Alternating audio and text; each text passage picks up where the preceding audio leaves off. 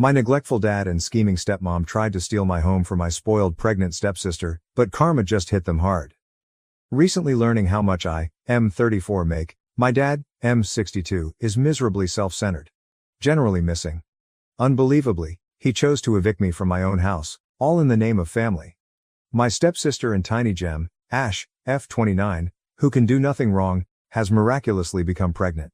She struggles to find herself a place to stay as her highly self-reliant aspirations are those of an escort and an OnlyFans model.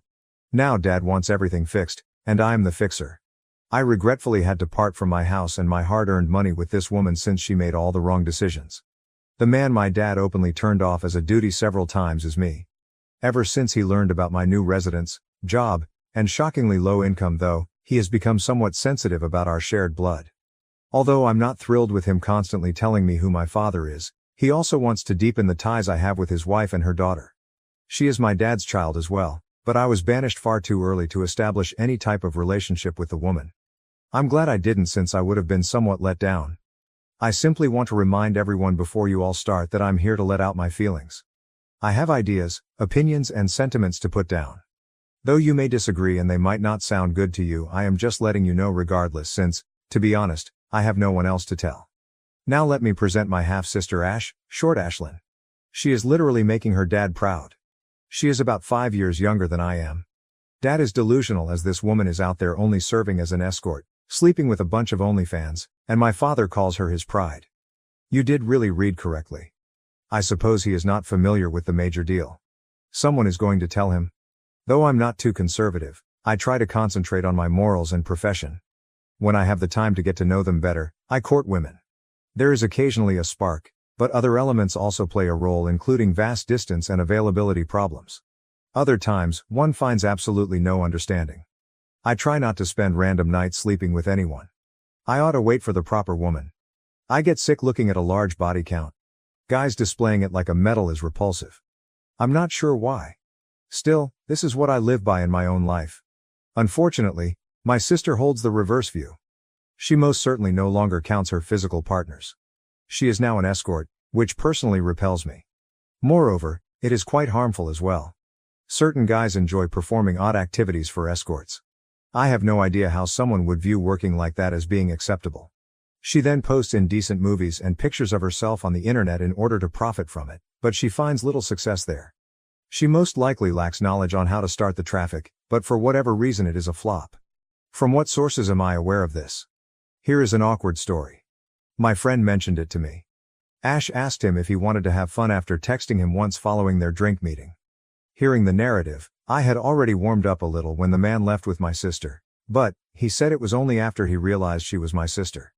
He told me she had emailed him the URL to her page, and he showed me too. I'm not sure whether he is speaking the truth. She breaks constantly and begs dad for money, hence I believe she isn't doing very well. I never told dad either. I couldn't even bring myself to question her about it straight. I observed her answering a call, then seated in the car with an old man another time. He left her flowers and headed off. She would sneak back into the house at strange hours through the window. This became evident when I used to return home over holidays from college. Though I'm not sure if she is still at it, I do not want to be involved in any of it. I'm glad about having a respectable post where I work. At last, I haven't lived much with the new family since my dad was disturbed enough to send me away any opportunity he could have. But I have seen Ash close enough to claim she follows her mother, Marissa, F58. Marissa thought she was really the icon in her heyday. She was really beautiful to men like my dad and used to be a flight attendant. If you know what I mean, she is now a regular botched face Karen. She runs the sort of neighborhood childcare and has hands like those of a claw, nails longer than her lipstick. Odd how parents would leave their children with someone like that. She could point out a child's eye with such long nails. She is, nevertheless, exactly as pokey as her nails. She loves to create trouble in other people's life and opinions about anything. She has more plastic in her body than the sea and a quite terrible voice. She is as real as phony leather. She affects dad for the worst. She didn't want to raise a child that wasn't her own, hence I think she was a big factor in my dad not thinking twice before sending me 8 years to boarding school. Let me then introduce you to my dad. Actually, he is more the main cause of all this. Having lived a complete life, he believes anything he does in life is justified even if it is far, far from it since he understands better. He laments having me since I'm not like him. Thank you God, I am not. My mother was a formidable woman. She looked after my dad well and clearly knew her priorities, yet they clashed. I should never forget that she used to tell me dad was just a different person, not a horrible one. He will always be my dad regardless of what happens. She was a good person though. She didn't want to contaminate my views against my father. He was definitely as intolerable to her as he is now. Few months later, they split and divorced. 4 years old at the time. 2 months after the divorce, my dad then wed Marissa. When I reached 5, they had Ash. Later, my mother passed away in a car accident. She was out to come pick me from school, so I can't forget that. She had always been on time, she just missed 10 minutes once. Though it seemed to me like an hour, it was only 10 minutes. A drunk hit her at a crossroads. He made it, she did not. A few years ago he got a DUI, and I was left alone permanently. I waited in the school. It took them 2 hours to arrive to pick me up. My dad had come, hence I was misled and puzzled. His irritation when he turned to dead-faced Marissa and asked what they should do about me will never fade. She answered, "Your kid, your problem. Specifically, Dad. You cannot now come and tell me I will have to look after your spoiled child. At last I have steady work and oversee some side enterprises. Since I turned 15, I have been earning and have worked quite hard. I started boarding school, then moved to college, only visiting over the holidays, so I started living alone 8 years ago. I recently bought a property after working very hard to reach where I am. This is a wonderful modest house, far better than the apartment I had with buddies. I felt I would never be able to reach this life aim. Actually, I just moved in last month. Although I might not like my family much, fundamental politeness was to involve them in a moment this significant, thus I asked them to the housewarming as well. Watching his response was quite depressing. As he inquired about the furniture, the architect and the interior designer, he seemed jealous, to be honest, a bit annoyed. When I provided him what I believed was sufficient information, he answered with taunts such as, "I wouldn't know, you never bothered telling me," trying to get attention and clearly show our weak connection in front of friends and business associates, including my boss. 1 week went by and he called me. I had an intricate job to oversee while at work. I accepted since he mentioned he needed to meet urgently. When I got home, Marissa and puffy, red-eyed Ash were glaring from the living room and I avoided her. Dad was in the kitchen pulling beers from the refrigerator. He gave me one, and I graciously turned him down fearing what he might say. When I asked him what he wanted from me, he furrowed his eyebrows and answered another question, asking whether I had lately started complaining about us. Not sure what he was getting at, I scowled in uncertainty. He invited me to hang in the living room with Ash and Marissa. I nodded and turned to settle on a couch across from the two. Ash folded her arms. Marissa rolled her eyes. Dad came in and sat with them facing me. Leaving his beer bottle on the sofa table, he leaned back. Then he wanted to know whether I was blind. There was a pause, probably bewilderment on my end and rage on theirs. He said before I could reply that I either choose not to notice things that ought to be seen or I am blind. He stated I had most likely become somewhat proud ever since I bought a property and avoided looking at the individuals who really mean something to me. I groaned and asked him what he meant by all of that, wanting that he would be more explicit. He blew sarcastically, then informed me I wasn't disturbed by the dire circumstances in the room. He stated I had elected not to offer or be of any kind of assistance and that I had chosen not to notice the family was in risk. I obviously asked him what risk he meant. Glancing across at Ash, who rolled her eyes and declared she was pregnant. Like any other person, I wanted to congratulate her, but she started crying before I could. Marissa hugged her and advised me to be concerned enough to find out what's happening at home. Dad stated Ash recently discovered she was pregnant, and the lad who caused it had broken up with her since. Marissa also mentioned that Ash has decided to maintain it, hence our basis for next decisions should be based on that. Can she afford it? All I could say. Ash and Marissa stared death at me. To be honest, I meant good. I was worried. I was actually ready to help her, but in my thoughts I had already imagined perhaps they wanted me to contribute financially. Dad then got up and moved over to my side to sit down with me. That's why he called me, he stated afterwards. He added that although maybe my mother neglected to educate me how to be a good brother, brothers would throw their life away for the comfort of their sisters. He said he is a nice parent to his daughter. I ask for your effing pardon. I'm not dying for her, but I know my financial input is required. I sighed and asked him what action he wanted me to take about it. He said, "That's my good boy," grinned, rubbed my back. I forced a phony smile, which vanished the instant Dad said, "You're giving Ashlyn your house." "No, I am not. Dad answered straight away. Yes, that's what I said. Dad scowled and asked me why not. I told him I could help with some cash, but the house is mine. Until she can afford it, I can let her share a room free from rent. Dad got up from his chair then said, Nonsense. Dad, it makes perfect sense to me. He insisted nevertheless, that I not only offer her the house but also move out and buy another for myself. I contended that if Ash is unemployed and expecting a kid, she cannot even afford to run the house or pay the expenses. Those, Dad informed me, would also be my obligations. Apologize to me? Hell to the number one. Though I was enraged, I had to be polite. Thus I got to my feet and informed him that it was not feasible and that I would now be departing. I then turned to go. He wasn't content to stop there. 1 week later, he turned up at my place when I was at work. I'm not sure how he entered or where he picked the keys from, but when I returned home I observed men loading boxes loaded with my belongings outside the house. Hurrying inside, I asked them what they were doing and they informed me the house owner had told them to toss the goods. I said that they should go right away and that I owned the house, they should get my belongings back inside. I lost my composure. Coming home, this was the last thing I would have predicted seeing. When I went inside to see Dad and Ash, they still stood there insisting I follow what brothers ought to do. They ignored my advice to leave, thus I informed them I will contact the police. They went at last, badmouthing me, applying curses and things. Though I know this is a lot to read, it was much worse in person. 1 week has gone by and I'm posting here since I kind of feel horrible about it. Was I in error? I feel like they need me and I shouldn't cut them off like this, but I also feel like my actions for them have limitations. Growing up, their disconnection and lack of concern for me infuriates me. Today, they ask me to lay my life down for them. Bit much, not sure what you mean here. Tell me, let me know. I couldn't even get my buddies involved in this. Right now you are all I have. Update. Hey everybody. I hope every one of you is good. I posted 1 week ago, and to be honest I didn't expect the attention it attracted. As the comments arrived, some made me doubt a number of things. Not too long afterward though, I decided not to break off my family completely. This came about via Ash calling me. I welcomed her by telling me she wanted to see me. She wanted to tell me a few things, therefore she asked to meet at my place, but I was still getting used to the scenario made last time. I urged us to meet somewhere else. She was first somewhat nervous when we visited a coffee shop. She seemed somewhat unlike herself, but generally she is rather conceited and unpleasant. She told me she had lately been broken off with as we sat in the corner. I answered, claiming I had an idea since Dad mentioned the man who got her pregnant had left her. She shook her head and said Dad believes that. She told me that although Dad believes her BF left her due to commitment problems, in fact she is the one with the commitment problems.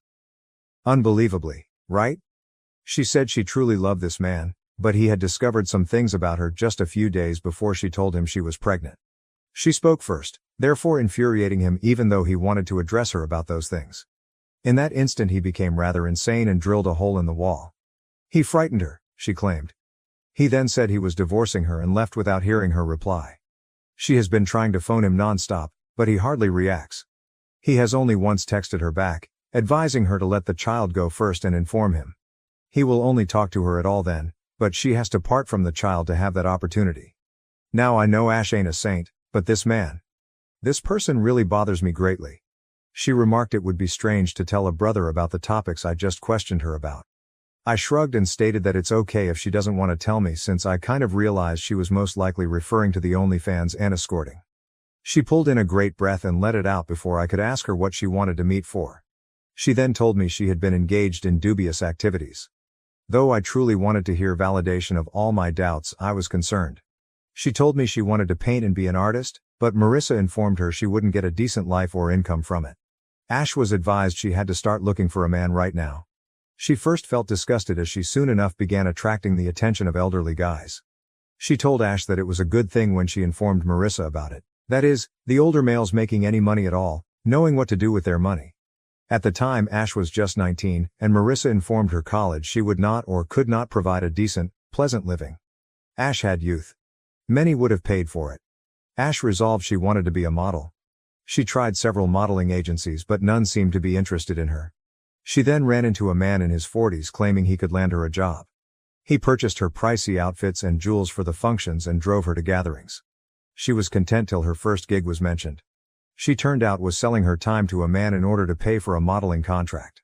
She spent the evening as she assumed it would only be dinner. That was it. She did have a little modeling contract where she photographed a little brand.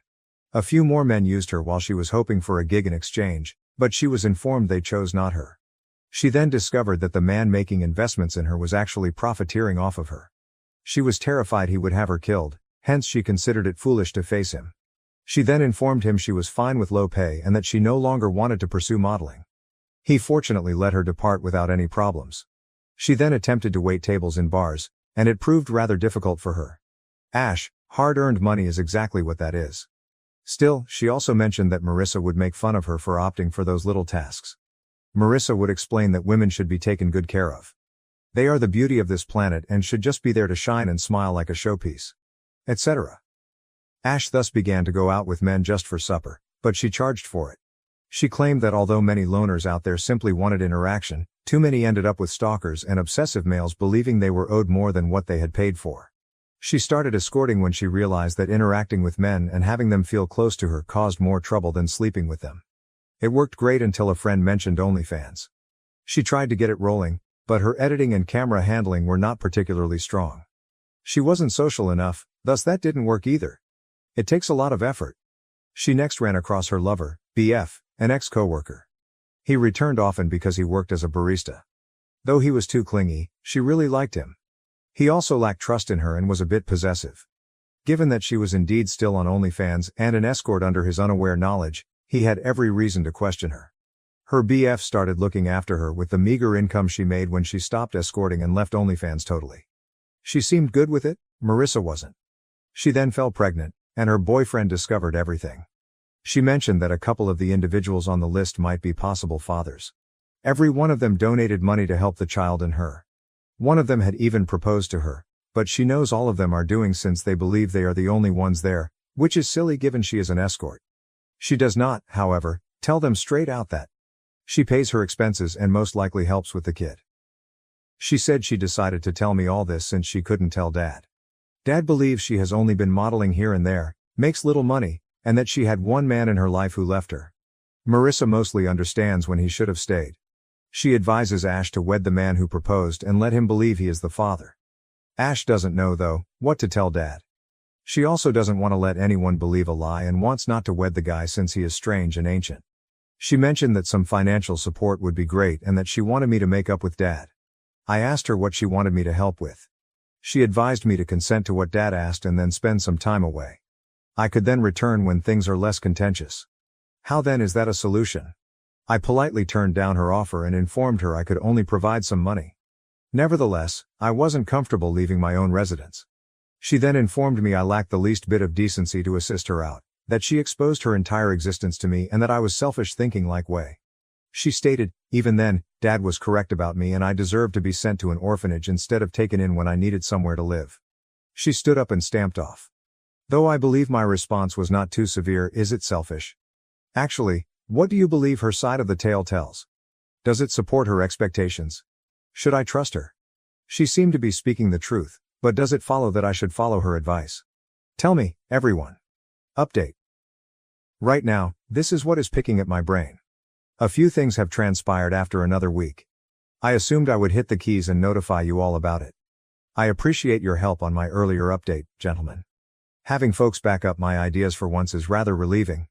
Still, Dad called me once I met Ash. He wanted to meet with me at the pub to sort out a few things. Interested, I agreed and went to see him. He mentioned he knew how much I was making as we sat at the counter. When I questioned him about why it mattered, he stated he knew I could afford to buy another property in a few years. I shrugged and said I already had a house, thus this conversation ought to be quite over. He maintained that since I didn't yet have a family and that single women find it more difficult to raise a child. That child needed a safe place he could call home. I reminded Dad then, that Ash had been living with them long enough and that nothing seemed to be an issue. A small child won't harm. I also asked him what she would do, pregnant, living alone in a big house. She needs to be surrounded by others so that she could be looked after, I remarked. Dad surprised me once again at that point. He said Marissa and he would move in with Ash into my house. My hearing let me realize something. The bartender laughed sarcastically before I could react to that. Dad objected and inquired about what he found so humorous. He said, Ash. She uses everyone, he remarked, then tosses them away. He nodded, declaring he was her lover when my dad questioned him about who he was referring to. My eyes opened. So this was the man. Dad balled his fists and asked the man why he felt it was acceptable to establish a family he couldn't sustain. He spoke angrily. Holding his hands up, the man informed Dad he had no bearing on the family and issue. He also showed no desire in rearing a child not of his own. Dad pushed him to say why he felt that. He grinned and explained that although Ash still got pregnant, he had a vasectomy last year since he didn't want any children. He also discovered her driving off with several males following her lies on her whereabouts. Then he learned she had an OnlyFans page. He found none of it believable. That was the last straw for him when Ash at last told him they were expecting. He couldn't have a child, hence it verified everything. Knowing this, he told Ash she had been cheating on him all through. She let the truth fly free. While my ears were focused on Dad's voice, all I could see was his face moving from wrath to disbelief to disappointment. He shrugged and informed us she owed Ash money, time, honesty, at least love. He owed nothing else. He stated he was unsure whether Dad knew any of it, but he knew no dad would be ashamed of a child like that. Dad stiffened his lip, got off the stool silently, and turned away. He texted me later that evening, saying he had to go get Marissa from her yoga session. I'm not sure what happened after that, but I'm sure it was something as Ash was at my door sobbing the very following day. I wrecked everything, she informed me. To stifle a scene, I drew her inside and calmed her down. I told her I told Dad nothing. It was her boyfriend, the bartender Dad and I had visited. Then she told me Dad advised her to stay at home and stop everything. He claimed he never expected she would turn to such methods and felt disgusted by her. He advised her to pick a decent man and straighten her behavior. He also noted that these days her chances of meeting decent men were somewhat limited. I hugged her and listened to her. Dad had just returned from seeing me when he confronted her, so she stated she was sorry believing it was me. I forgave her, then she returned home. She added that Marissa was really quiet when Dad was discussing wonderful women and their loyalty, like she couldn't say anything, while she was raging and telling me how terrible she felt. Ash stated it's among the topics Marissa avoids talking about. She answered that Marissa couldn't have an opinion since she is yoga, so I asked her what she meant by that. I could only grimace in perplexity before Ash carried on crying as she related what else had transpired. Yoga, said stayed with me. Actually, what do you suppose happened? Will Ash still be Dad's pride source? Nobody has approached me ever since. Still, I will see and let you all know. I know y'all probably didn't expect me to get back to you so soon, but I couldn't help it. Update. 2 days after my last upload, and I am here for the ones inquiring. Although Ash's ex's name is not important, we may call him Bob. This is the fresh bit.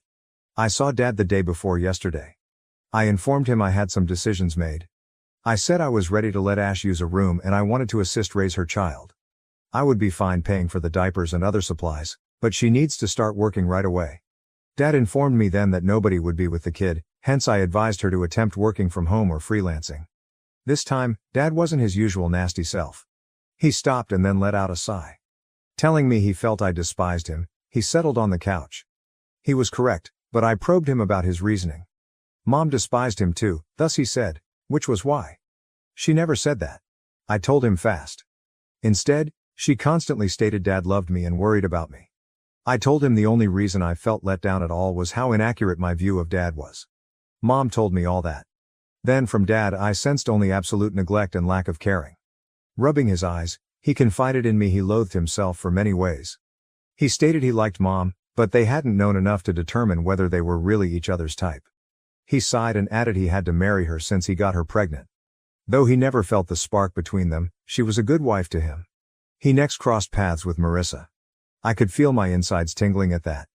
I remained motionless. None of this was known to me. Dad told me Marissa sparked a flame in him he never knew he possessed.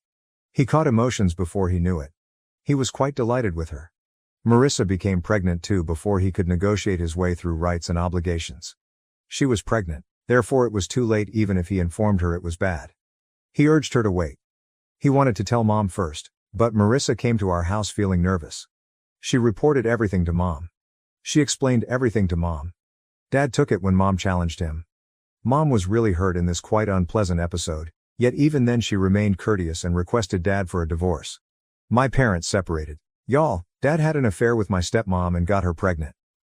I'm not sure just how much worse this dude could be. Dad stopped and glanced across at me. He stated he had to return me home after spending a good year with Marissa when Mom passed away. Marissa despised every aspect of it. Again, driven by guilt or something, she was worried that Dad could put me before their kid somehow. 3 years later, he sent me off to boarding school, and subsequently I never had to remain home long enough to cause Marissa any trouble. "Love makes you do stupid things," he remarked, and I wanted to punch this man in the face, but I restrained myself. Turning back, I found Marissa standing in the gateway carrying a water bottle. She claimed to be just heading to the yoga class. Setting her bottle on the table, she headed into the kitchen. I blinked, then she was back and was through the door before I could think clearly. Numb, hence I followed her out. I grabbed her water bottle to give back to her. She had already got in her car and was leaving when I came out. To help me to relax, I silently sat in my car and gently drove after her. She pulled out from parking outside a yoga club. She turned to glance around her and then began down an alley. She once more turned around and climbed into another car. She kissed and hugged the driver and they headed off. I was hardly able to blink. I locked my jaw, parked, got out, and entered the yoga club. When I asked them about Marissa checking in, they denied providing personal information. I insisted I was at least told if she were there, saying I was frightened about her. They informed me they had no customers under that name. I returned to my car and waited. I have no idea what came over me, but I started filming when the second car rolled in. Then slapped her butt as she happily headed to the parking lot when a man got out and opened her door for her, hugged her and kissed her. For yoga, Marissa, so much is different. I left before she arrived at the parking lot. My dad cheated on my mother, thus he is currently being cheated on as well. Karma is. Dad has phoned me several times, but I didn't answer. All I want right now is go and question Marissa about it, so I'm going to see what happens. Should I change? Hello y'all, I believe this to be most likely the last update. And I know it's a week late, y'all anticipated it to be sooner, but so much occurred this week. I first managed to man up and approach Marissa. I went when Ash was asleep and Dad was not home. Was she scheduled for yoga that day? She claimed to have it every day, on Sundays included. Cooking spaghetti in the kitchen, who was her yoga teacher? I asked her. She chose a name at random. Was that a guy? I asked her. Saying no, she chuckled and asked, why would I take a boy? She had a female instructor at the club she visited, so I told her it was odd since none of the other clubs had female instructors. She corrected me, but her voice startled me and her hands were no longer swirling the pasta sauce. They told me I had joined the club yesterday. I told her that. How could I know where her club was? She asked. I informed her I visited last time following her. She let go of a spoon. I grabbed it, and she spun around. What are you getting at? She asked. I then informed her what I observed. She disputed it as was natural. I mentioned I saw it with my own eyes. She shrugged and said Dad would never accept me. At least he would believe his own eyes, I told her after pulling out my phone and running through the footage. She stood stunned and spent a minute not speaking. Her face then relaxed, and she carried on cooking noodles. She stated it was useless now. She was already preparing for a divorce anyhow. My eyes grew wide. This woman was horrible. My dad deserved all of it, granted, but oh, she's a serpent. She informed me that her sweetheart of 3 years ago is the man she visits at the club. When it was safe to do so, they resurrected their passion. She stated they had fallen in love long ago, but at the time he was wed to another woman whose father had employed him for his business. Though there was a lot at risk, Marissa and her boyfriend decided he should keep his marriage intact and handle his money. He would then split from his wife and live with Marissa. But Marissa became pregnant and, as women should, she was trying to pin a man down for support. She made that decision to hang around Dad. They were seeing one another on and off, but Marissa chose Dad and told him he had to act when she met her boyfriend and got pregnant. She had to handle things herself since he developed cold feet, and that's when she spoke with Mom. She's good right now. Her partner is a widower and has a business. She said women should do what they can, kid, and turned around smiling. Her smile stopped though, as she peered over my shoulder. The next instant her smile vanished. I turned back to see Dad in the gateway with flaming eyes and clenched hands. He was shaking. Dad awakened Ash then and carried her to the kitchen. Who was her father? He asked. She shook her head and glanced across at Marissa. She assured him she always recognized him to be her dad, thus she didn't give blood any thought. Pacing the floor, he ran his fingers through his hair. Marissa and Ash were instructed to leave his house 2 days later. The divorce is underway. At a shelter are Ash and Marissa. Dad has requested me to locate him as a therapist, and he has been rather quiet since. I pardon him every single time. Regarding Marissa, her boyfriend didn't bring her in. He disputes having ever spoken with her. Marissa has begged me for the proof, I have it. She even begged me to consider Ash through her pregnancy. And what can I say, Marissa? Your child, your challenge? From what standpoint should I act? Either destroy the footage or hand it up. I'll let others know in the comments soon later. I appreciate you joining me and for your ideas and encouragement.